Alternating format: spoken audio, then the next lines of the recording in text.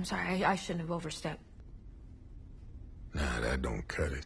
Welcome to Decoding TV's coverage of Season 3, Episode 4 of Euphoria, entitled Kitty Likes to Dance. I'm David Chen here with Patrick Klepek. Patrick, what'd you think of the episode?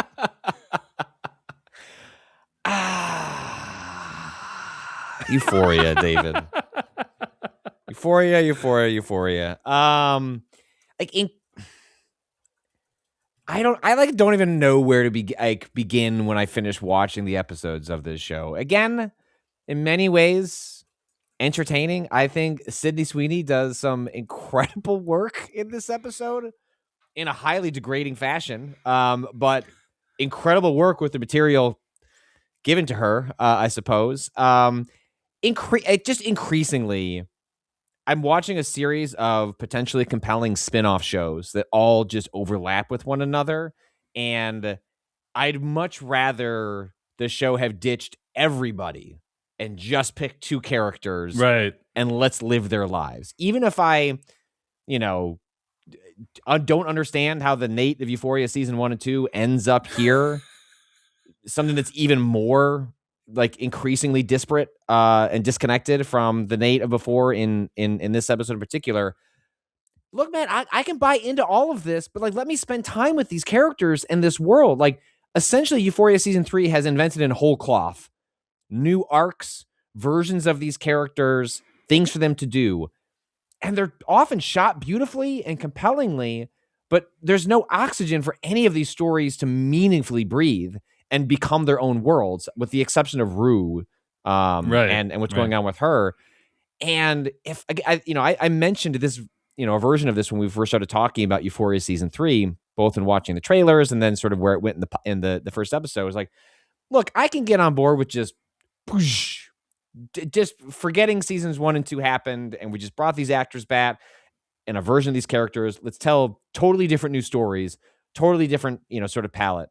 And I can get into that, but the way it's all constructed, I find to be difficult to get into. Like, it feels like right as I'm into a version of this show or these characters, whoosh, we're off to something else, and I suddenly lose the plot. So I remain entertained. That doesn't mean it's good. And I think that's sort of where I'm ending up increasingly with Euphoria every episode this season is I'm entertained. I don't know what I watched was very good because it doesn't give any of these characters enough time for them to kind of be in their own show, especially when they're never going to be, in the same room with one another. Except for, briefly 30 seconds, we'll let Rue walk through a scene with everybody and then immediately leave because we don't got time for that. Yeah, I gotta say this episode was pretty rough. Not gonna lie. I think we have been asking all season, what is this show trying to say about the topics it depicts? And increasingly, it feels like it doesn't have that much to say, or what it does have to say is extremely simplistic and not that interesting. I agree with all your points about how disparate these plot lines are and how it feels like we don't get to spend really significant time with any of these characters except for Rue. There is one subplot this episode that is actually... I try not to use this word very much on this podcast, but stupid is how I would describe it. There is a stupid subplot in this episode, and I'm pretty sure I know exactly which one you're talking about. I'll go into it in a little bit. Wanted to throw something at my screen, like red paint, for example. Like I was just thinking, I just throw red paint at my TV. Yeah. And yeah, I mean, there's some really upsetting stuff in this episode, but this is a rough one, man. Like, yes, it is one of the most interestingly filmed, like, sort of aesthetically interesting shows, I would say, on TV. But increasingly feels like it does not have the story or depth to back that up. Let's talk about what happened this episode. At the end of the last episode, Rue is apprehended by the DEA. We learned this episode that they have her dead to rights with trafficking drugs and making false statements to a federal agency. So she has to become an informant to avoid decades in jail. And presumably she has to take down either Lori or Alamo, maybe both. That wasn't 100% clear to me. I think it's mostly Alamo, though, is who they're targeting. Meanwhile, Cassie extricates herself from Nate. She calls Maddie to help her, and Maddie helps her get back to work on her OnlyFans. Maddie takes Cassie to Brandon Fontaine's house and tries to get him to post a video of her.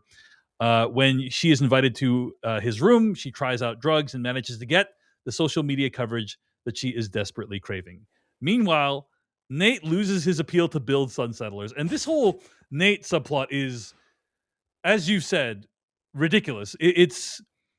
He has basically become a Coen Brothers character from like a comedy, right? Like he's like a Nick Cage in Racing Arizona type, or Barton Fink or whatever. Like he's just kind of this kind of comedic, dopey dude that bears absolutely no resemblance to who he was in the first 2 seasons of the show. Now, I still think he does a great job acting in that scene in the courthouse or whatever. He's amazing. But it's like, can I imagine the Nate from seasons 1 and 2 pleading for anything like this? Is the show trying to say something about how that character became this character? I don't think so. Or if it is, it's doing a very bad job of it, in my opinion. Patrick Klepek, any thoughts on the Nate of it all? Yeah, that's the weird dichotomy that like lives at, and I think the Nate stuff best exemplifies it, which is, it's not like Lordy's phoning it in. Like my man is giving an incredibly heartfelt, like wrenching performance for a character that is so far away from the character. And of course, like characters have arcs and could change, but we're given no evidence for like why that happened. It is not as though this is, you could imagine a version of this character like, oh, this is actually just a big facade that he's built to hide, the Nate from, seasons 1 and 2. And he just has to like build this up so he can kind of push it down. Like nothing like that. And again, it speaks to like, I can give the show an enormous amount of like leeway to be like, okay, Uncle, I give up. That Nate doesn't exist anymore. I can live with that, but we're just also not given enough time to live with Nate and Cassie in what they're doing to make that feel like, if we're going to start from scratch with these characters or some of these characters, you need time to develop them and like understand who they are. If I'm jettisoning everything that came before or most of it, and we just don't get that with Nate, which I think is what exaggerates then the feeling of disconnect, because we don't have time to build up who he is now, even if it is not the same character from seasons 1 and 2. And so it's why like I feel so enraptured when I watch. I'm never bored. I'm so enraptured. Like all the actors here are giving broadly, I think, their A game in terms of performances. It's the material that is really, really letting them down, which is too bad. I don't think anything particularly interesting happens in the Cassie Maddie subplot this week, but I do just want to give a shout out for the depiction of this house party.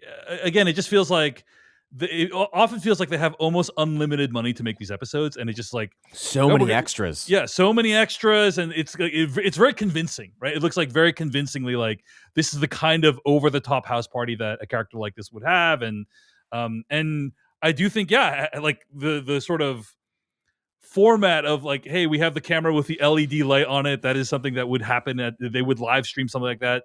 Like that is pretty believable in my opinion. Now, and I think this storyline just conveniently overlapping with, I hate the fact that I know who a person named Clavicular is, but the loop that like they don't really establish this. It just sort of happens. Like what Maddie and Cassie are going to go to this house. And like you're just on the way. There's no setup for it. It's just like I like pause for a second. Like the episode, like did I miss something? No, we're just anyway.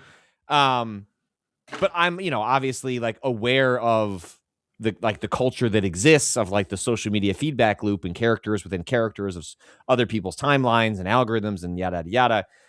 And especially given the most recent like arc of this Clavicular guy, like it totally tracks to like the party became extremely believable. Like, oh, it would make sense that there are parties happening in places like LA and New York in which the aim of everybody is to become a side character in somebody else's live stream and try and use that to coast upwards. I mean, we get that even with the end of the Maddie Cassie arc, in which it's like, well, you got their attention.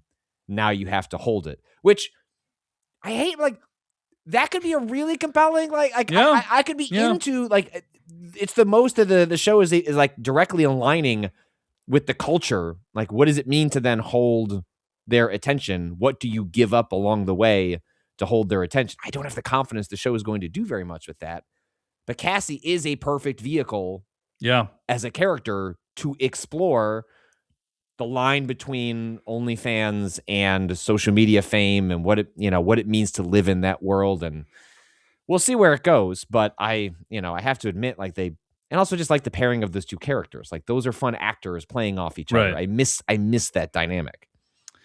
I mean, the show is concocting all these ways for these characters to hang out with each other. Like, they go to this party together. Cassie moves in across the way from Lexi. So that's how they're going to be involved with each other, apparently. Sure. And then Lexi has a project for Jules. So that's how that works.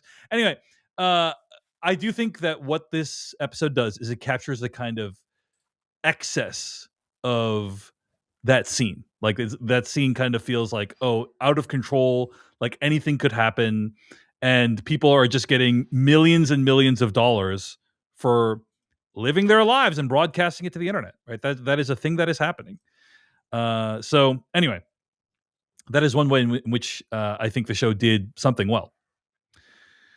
Lexi offers Jules an opportunity to have one of her paintings shown in a TV show, and Jules happily takes her up on the offer, except once the painting is produced, it turns out it has 14 penises in it. This problem costs $56,000 in additional production costs, and Lexi's boss is really unhappy about it. All right, this is the subplot that I think was pretty stupid. I think, was this the one that you guessed that I would think is stupid, Patrick? Yes, 100%. Because, and when I say stupid, the reason I try not to use that word, I think it's like a very dismissive word. Mm-hmm. But I think it's stupid because in order to believe this subplot, you have to believe that everyone in the subplot is stupid. You know what I mean? Like, that Lexi was stupid in the way that she presented the opportunity to Jules, that Jules was stupid in the way that she interpreted the assignment. And by the way, Patrick, I don't know about you. And this is maybe me putting on my tinfoil hat a little too much, but I think that maybe this is Sam Levinson complaining about what he is allowed to do and not allowed to do on TV. That's the only way I can interpret this to mean anything other than a complete colossal waste of time this season. Because think about it. You have a beautiful tortured artist, and you tell them create something, and they're like, yes, I'm going to create something, and it's going to have dicks and genitals and nudity and breasts and everything, only to be told by these suits, you can't do that. Please, can we tone it down with the nudity, please? And the artist is just like, I just want to create, man. Like, why are you going to hold me back? There's also this scene where they acknowledge that Jules is trans. Well, she's what? Trans. Jesus Christ, Lexi. We're going to have to handle this. Mm-hmm. And then they're like, oh, okay, well, we got to handle this really carefully. And if I'm interpreting this with maximum negativity to Sam Levinson, the creator of Euphoria, he's tired of other people that aren't white men getting the benefit of the doubt, or like, basically, like, things are too woke for someone like Sam Levinson to succeed in Hollywood. Having said all that, this episode itself has some of the most upsetting graphic content I've seen in a while in any TV show. So I don't know exactly what he's complaining about, if he is in fact complaining. Patrick, what do you think of my interpretation of what the hell is going on with this subplot? It's insulting to both Lexi and Jules as characters. Absolutely. It's insulting to ask the actors to come back to have this be part of the reason, like the arc for their characters. Like, right. There's a very easy to imagine a different version of this, which is like, we have at this point in the show, like, Jules has found a way to leverage like sexuality and she's found a job for herself in which she can be free. Like, she could just explore being an artist and make that work here. But there is the allure of like doing something that is seen, that is visible. And there is a balance in making commercial art, because it's commercial. It means that there are different stakeholders and there are different interests than just what you want to make. And the idea of having Jules work through that world alongside Lexi, like, what if the two of them like hit it off and they got to rise up to, you know what I mean? Like, they were interesting. Right. But now it's like, Jules is never going going to. They're just dumb. Like, that's kind of what. Jules is never going to work with Lexi again. Like, Right. so, like, you brought these characters together, contrived a reason that was already contrived. You're telling me there wasn't an in-house artist, somebody that like they've worked before that couldn't just whip something together for on set, or you'd find something that already exists that you can on another easily set. get permission. The idea that easily they paid an permission artist for it, for this was silly, but whatever.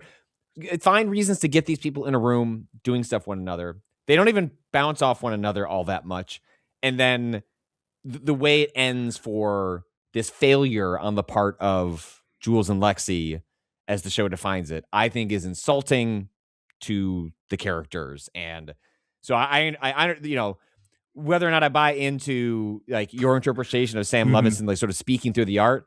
It sounds like you don't, but that's okay. I can see it though. I can see it though. But even besides that, like, I think it's insulting to these two characters. And for sure.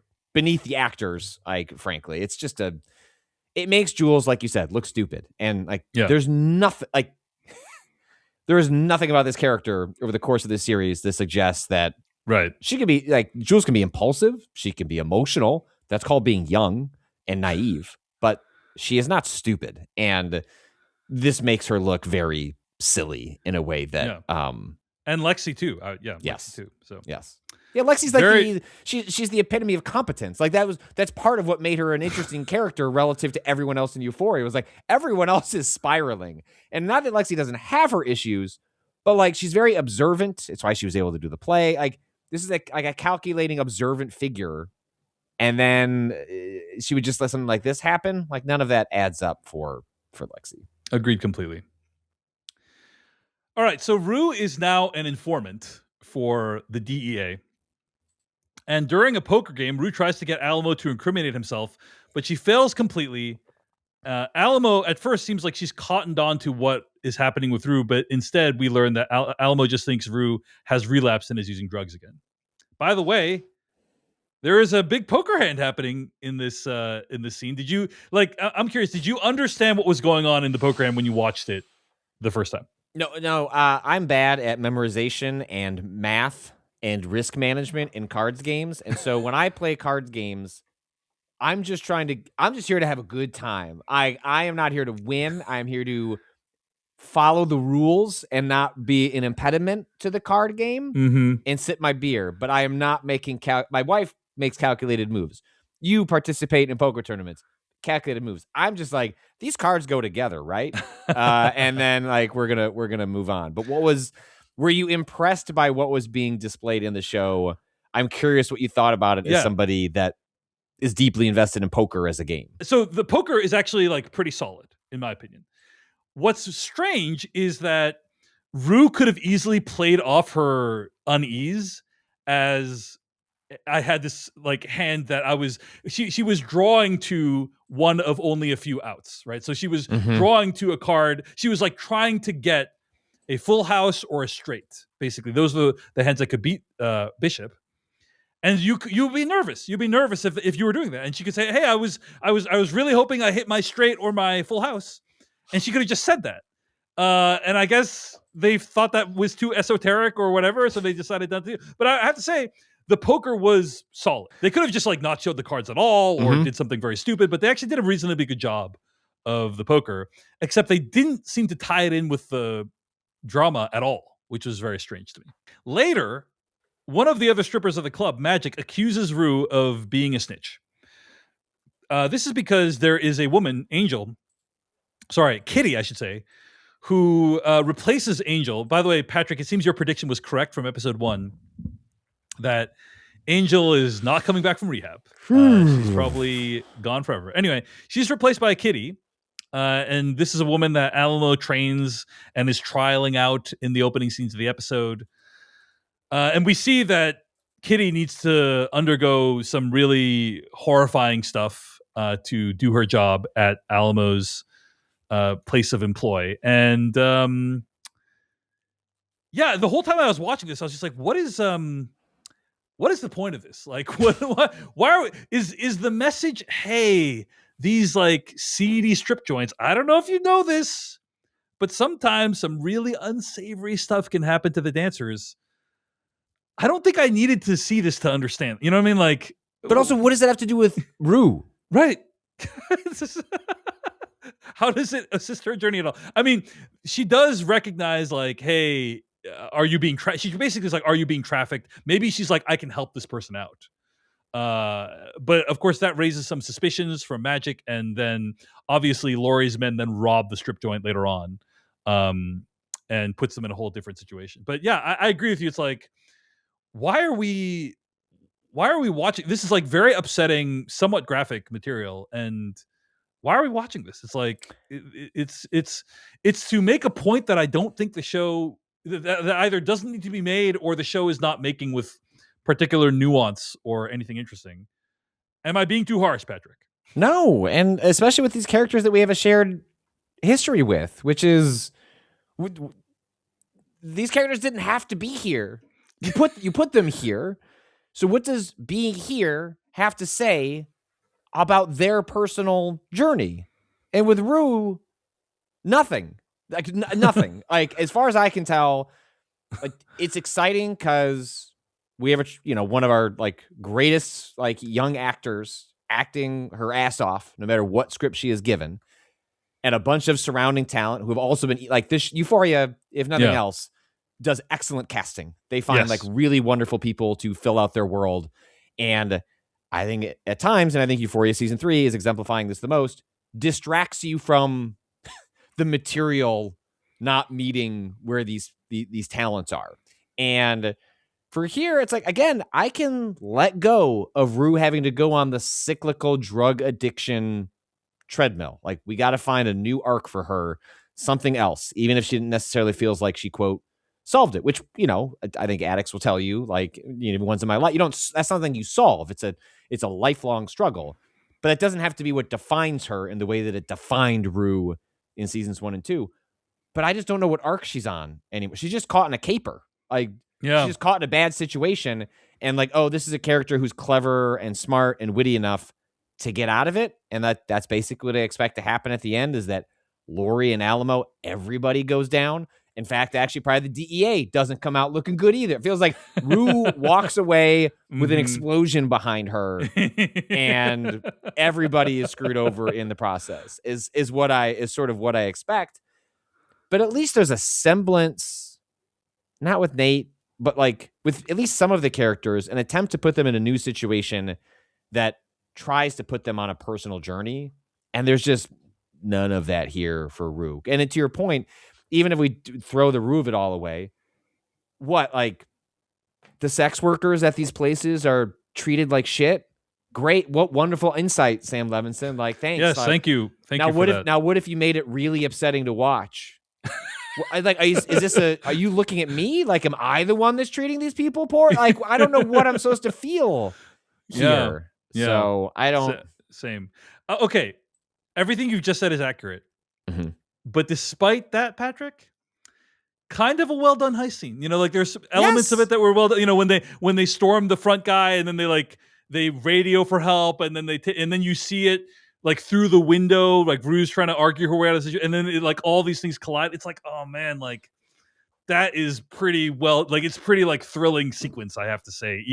Even when the show is completely excessive and nonsensical, there's still some just really well executed stuff in the show. And when the guy gets shot in the gut, and you get the reverse shot of like Rue just getting hit with the splat, like, show me the behind the scenes of that. Like, I want to see the machine that went. All that was really well done. I also have to say this: every time I see Magic, I do think that is a inherently funny character, because she has on the little neck brace. Mm-hmm. And in the first episode, I think somebody says that's a boner killer. And then she says, I need to keep this on so I can win this lawsuit. And so every time I see her, she has like bedazzled the neck brace to look like it's part of her outfit. And I just think that's a very funny touch.